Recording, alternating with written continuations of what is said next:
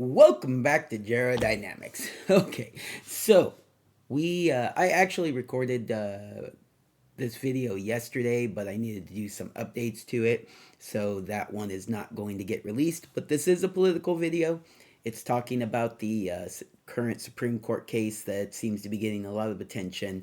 It is called, let me bring up the actual name of it, Murphy versus Missouri. Murphy versus Missouri. Some people are calling it Missouri versus Biden, but I believe the official name is Murphy versus Missouri. And basically, the concept of this case is that the federal government has been putting pressure on social media companies to censor and whether or not this is allowed under the First Amendment, if this is protected free speech, and that they are violating protected free speech by imposing the government's will on these social media platforms. Is that unconstitutional? And so that's what we'll see. I'm kind of unsure what direction the court case is going to go.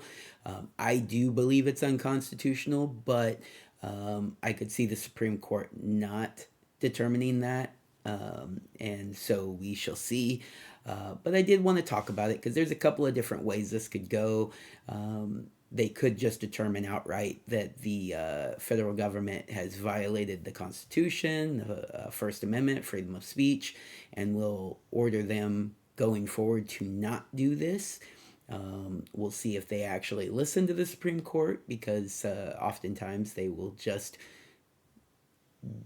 try to figure out a different way to do the same exact thing that the Supreme Court has already said is unconstitutional, kind of like the student loan repayment, student loan forgiveness, those sorts of things. So we'll see if it actually has an impact.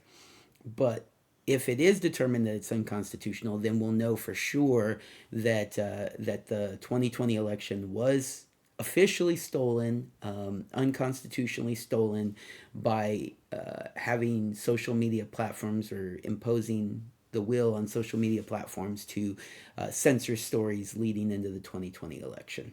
So that's a direction it could go.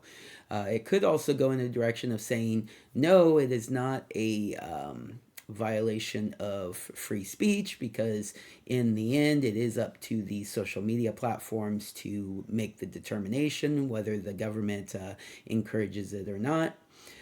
Or it could even say that yes, again, still not unconstitutional.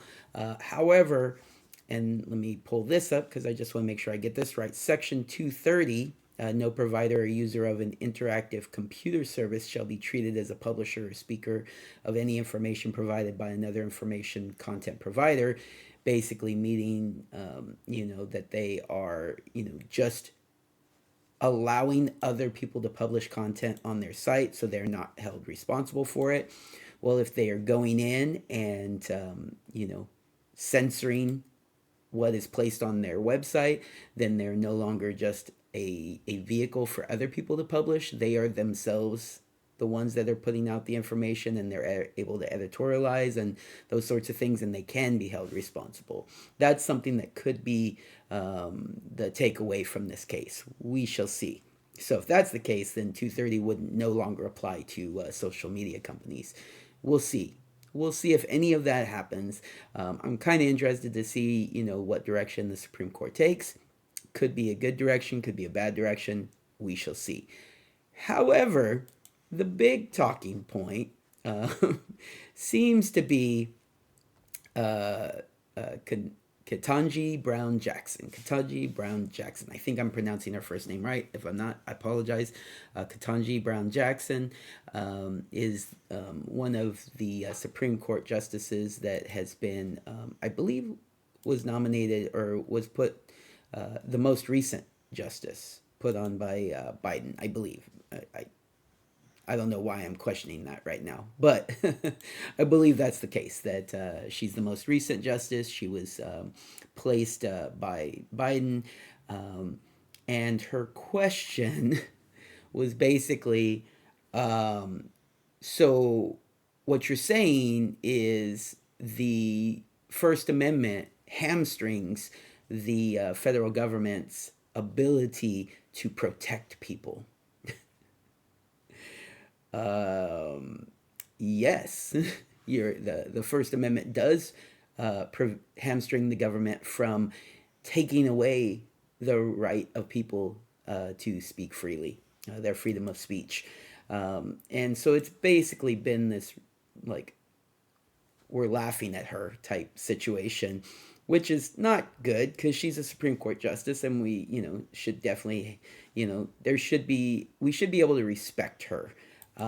Unfortunately, when you make statements like that, when you basically say that you don't understand the First Amendment of the Constitution by asking a question like that, and you're this one of the Supreme Court justices, yeah, there's nothing we can do but laugh at that. It's just ridiculous. Of course, the First Amendment is there to hamstring the government to keep the government from taking away our freedom of speech. That's the whole point of the First Amendment, and really all the amendments, the Bill of Rights. It's the government is not allowed to take away these rights, and the government's responsibility is to protect these rights, not take them away.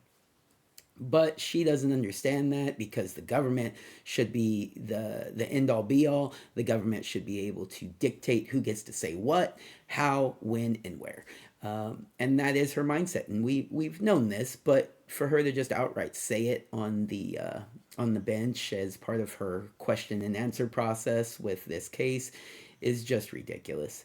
And so I would like to say that I do hope that there is somehow, some way that she was to step down. It's not going to happen. She will be there for a very long time, and we will be dealing with this kind of gibberish for as far as the eye can see because she's ridiculous. Probably the most extreme member of the Supreme Court at this moment in time. All right, that's my quick one there. It's not a long video. If you have any questions or if you have any comments about my takes on this case, feel free to leave them down below. We will see what happens with this case. I could easily see it going either direction. So let's see what happens. Hopefully they protect our freedom of speech. All right, everybody, take care. Have a good day.